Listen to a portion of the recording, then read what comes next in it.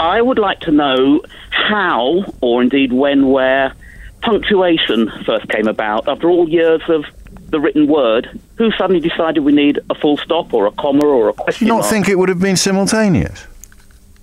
I don't know.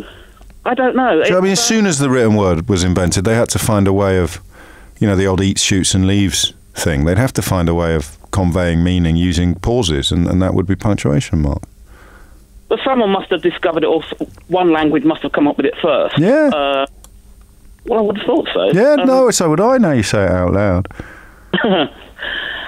I don't think that the full stop or a question mark could have simultaneously come about in... No, not all punctuation. You can't have that. You can't start breaking it down and saying, oh, hang on though, what year was the semicolon? When was the inverted comma introduced? It's punctuation, one punctuation, the first ever full stop, comma, exclamation. I wonder what it was, the first ever punctuation mark.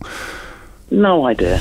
It's an answer to the point about punctuation, just to take things a bit further. Hang on a minute, we haven't gone anywhere yet. How can we go further?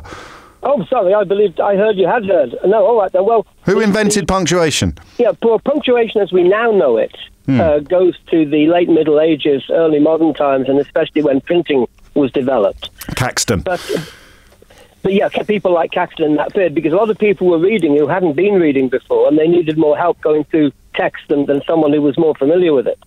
But there is actually punctuation of a kind much earlier.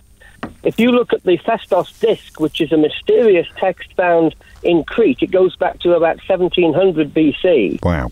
That we can't actually read it reliably. There's lots of different people who claim they can read it, but there's a series of symbols, and they're divided by lines, which seem to indicate that the text is being divided. Maybe they're like commas or something of that kind. Yeah. And there's something more clearer than that, because it's written in languages that we know. There's some steles from the Middle East, from areas around what's now Syria, Jordan, and some of them have markers which separate off words or paragraphs. But it's true that all this developed in its modern form much more recently. Formalised with the proliferation of printing presses, but actually in its essence, like with all linguistic origins, you can't know for certain, but you can keep counting back as far as you can. London, if they go in the British Museum and look at the Rosetta Stone, they will see that the Greek text there, which is written in Greek letters, and anyone who can read Greek can read it, but there are no divisions between the words there. No. You have to know where the words begin and end. There's very little punctuation. There's some punctuation in ancient times relating to things like rhetorical structures, where there's part of an argument. If there's a change to a new part of an argument, there'll be a mark to show that's the case. But it is a long time later than that that anything like modern punctuation developed. What you need different punctuation for different kinds of language, different kinds of script, but it's all relatively late in the day. Love it. Round of qualifications, Mark? I'm a linguistics researcher and lecturer.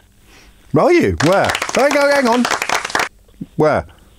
Well, at the moment I'm officially retired. I do have a loose affiliation with Sheffield University. My last proper job was at Monash University in Melbourne, and I'm the linguistics consultant to British Skeptics.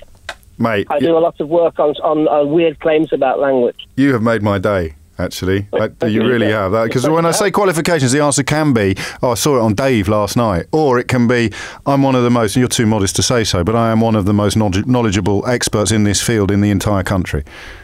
I wouldn't say that, but I know enough to say something about it, and I'm glad to help. And I'm glad to have you.